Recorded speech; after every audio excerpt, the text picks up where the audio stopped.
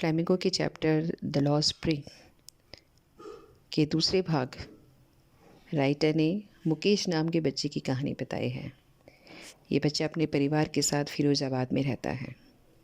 यहाँ के लगभग सभी परिवार, ये सभी फैमिली बैंगल मेकिंग बिजनेस करते हैं। साहिब की तरह मुकेश भी अपने सपने लिए बैठा है। राइटर को अपनी रिनोवेशन हुए घर को दिखाना चाहता है। राइटर कहती है, मुकेश जैसा परिवार कूड़े से भरी बदबूदार गलियों में, टूटी दीवारों, जगमगाते दरवाज़ों और बगैर खिड़की वाले झुग्गियों में रहते हैं। ऐसे कंजस्टेड घरों में इंसान और जानवर दोनों साथ रहते हैं। काफ़ी हार्डशिप के बावजूद उनमें से कई लोग अपने पूरे जीवन में कभी भी पूरा खाना नहीं खा पाते। बैगल इंडस्ट्री वहाँ के लोगों के और शरीर और दिमाग के लिए ख़तरनाक है। लगभग 20,000 बच्चे भट्टियों में काम करते हैं।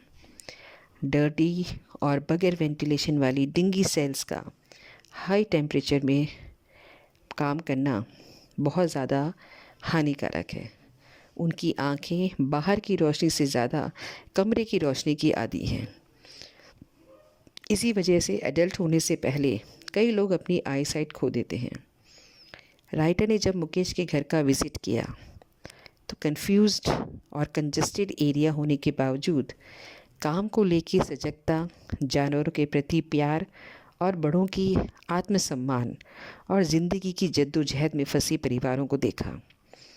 राइटर कहती है, दादी ने अपने पति और बेटे की मजबूरी को बहुत खूबी से दर्शाया है।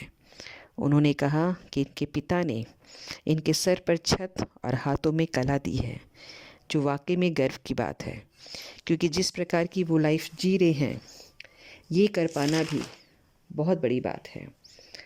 राइटर ने जब इस बात का जिक्र किया कि खुद का बिजनेस होने के बावजूद आप लोग गरीब क्यों हैं, आप अपने पाँव पे खड़े होने के बावजूद भी आप अपने घर में उतना सब कुछ क्यों नहीं कर पा रहे हैं जो एक अच्छा बिजनेसमैन कर पाता है, तो उन सब का जवाब सुनकर राइटर सोच में पड़ गई।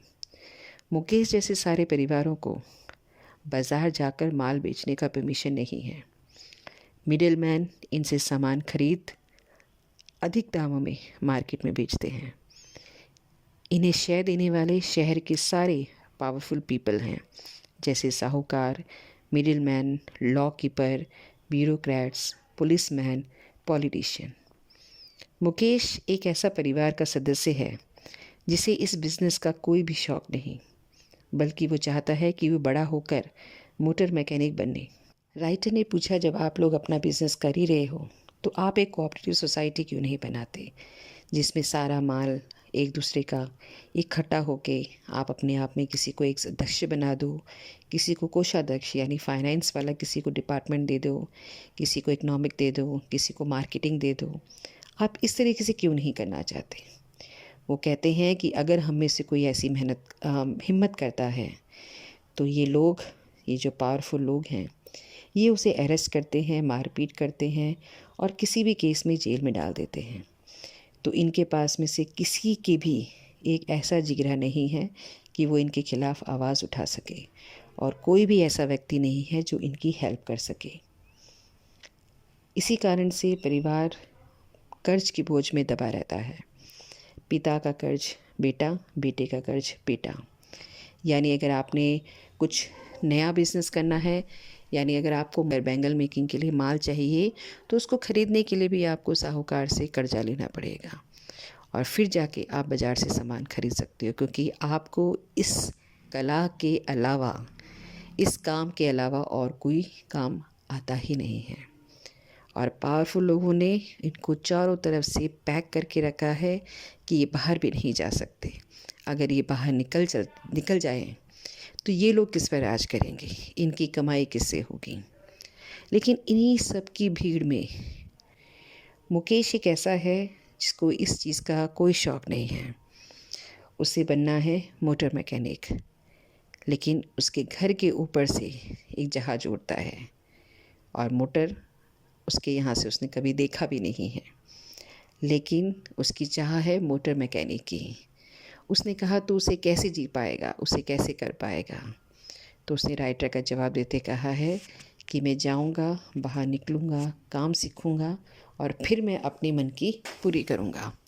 तो राइटर ने यहाँ पे हमें बहुत अच्छी तरीके से दर्शाया है कि परिवार कर्ज में डूबा है, परिवार पावरफुल लोगों के दबाव में है, लेकिन कहीं न कहीं कोई न कोई अपनी इच्छाएं लिया बैठा है।